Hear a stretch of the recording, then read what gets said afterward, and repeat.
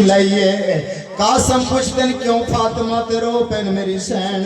रो के आदिल खत लिखे ए अमान दी शहजादी